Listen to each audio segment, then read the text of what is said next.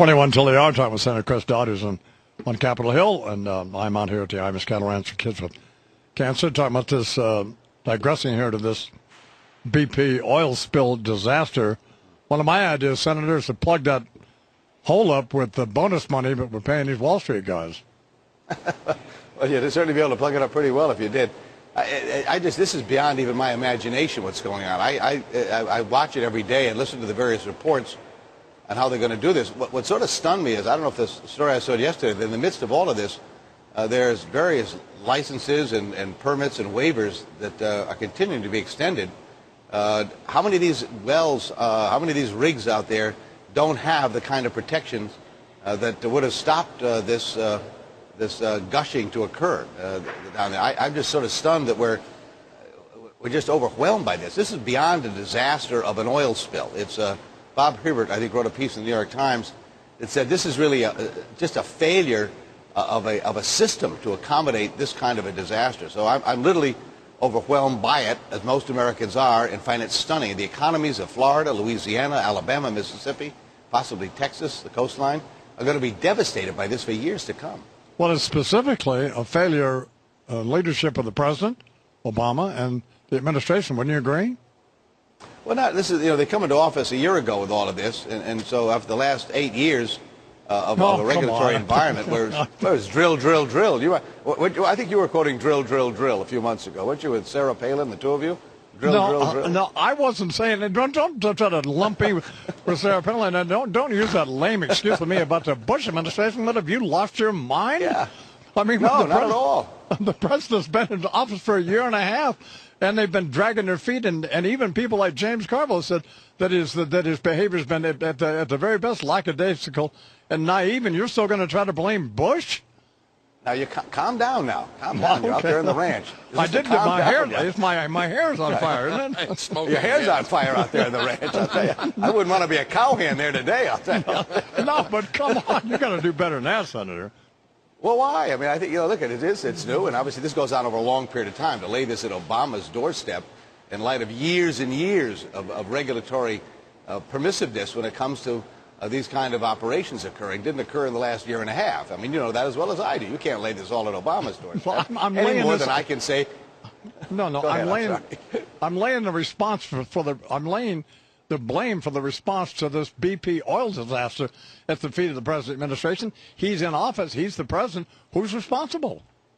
Well, all right, that's certainly trying to do something. I've yet to hear anybody come up with the answer for this thing. What do you do about it? Obviously, they never should have been given the permission to have a rig down there without the kind of a cap or whatever that falls, that it closes off these lines when a disaster like this occurs. Now, that goes back years. That rig wasn't built in the last year and a half. That rig was built years ago. Who gave them the permission to put that kind of a mile under the water and then thousands of feet beyond that and allow them to do that without having any emergency protection should there be a disaster? That occurred, 10 years ago, 20 years ago. Well, I understand that, but when the president took office, he knew, particularly when he authorized this new offshore drilling off the coast of Virginia, where the hell it is, he knew that all of these permits and all of these stipulations were in place. He could have changed all that, couldn't he? He could, but let me tell you the big answer.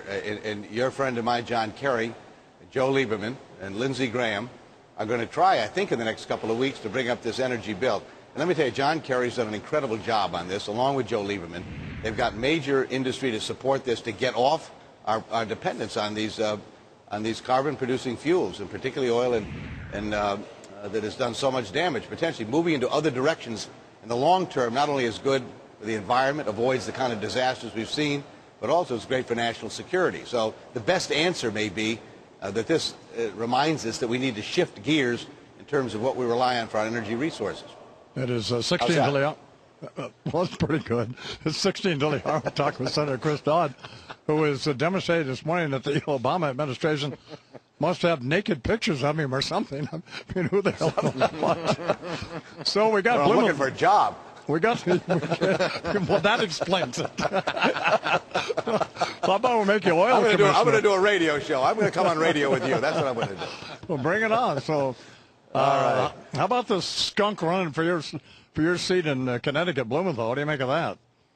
No, listen, I've known the guy 40 years, and Like anybody in politics who hasn't, overstated their credentials from time to time, that would be the rarity in my view. And he apologized for it. What more can you do? He's qualified beyond.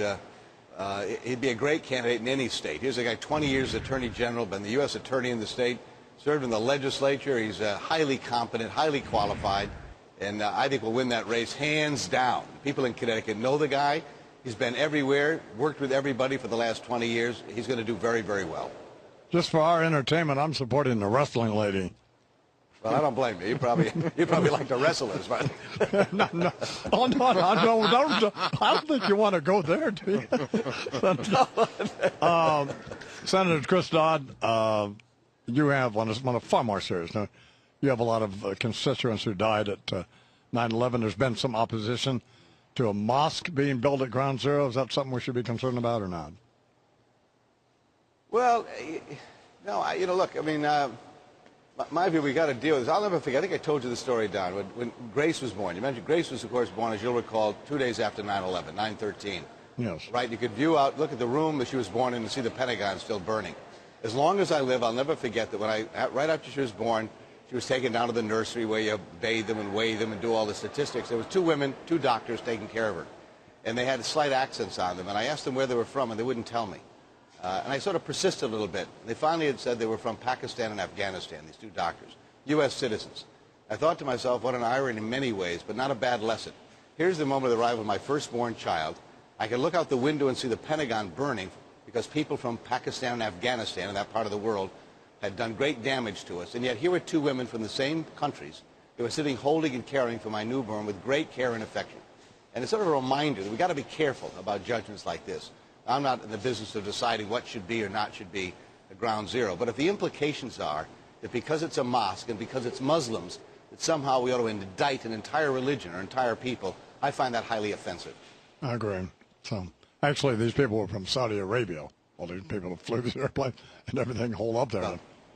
Well, thanks for being a good sport. And no, I'm sorry you're cranky about this article. I mean, other than people signing your guest book, but people are going to do that all the time. I mean, you ought to read my mail. So, what are you going to do? I really don't know yet, Don. Honestly, in fact, you'll get a kick. The 5-year-old Christina, the other day, I said, what do you think I ought to do? She said, let's open a sweet shop. You can't retire from that, she said, So I don't know. I really don't know at this point. I won't make any decisions until the end of the year. And I'm going to take a little time. I'm really going to take some time. I've had wonderful conversations with former senators like Sam Nunn and George Mitchell and Chuck Hagel.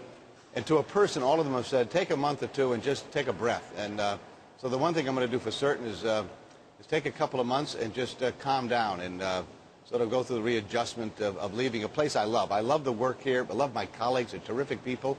And I've enjoyed this 30 years here more than you can imagine. But it's time to move on. Time for me to leave. Politics were rough.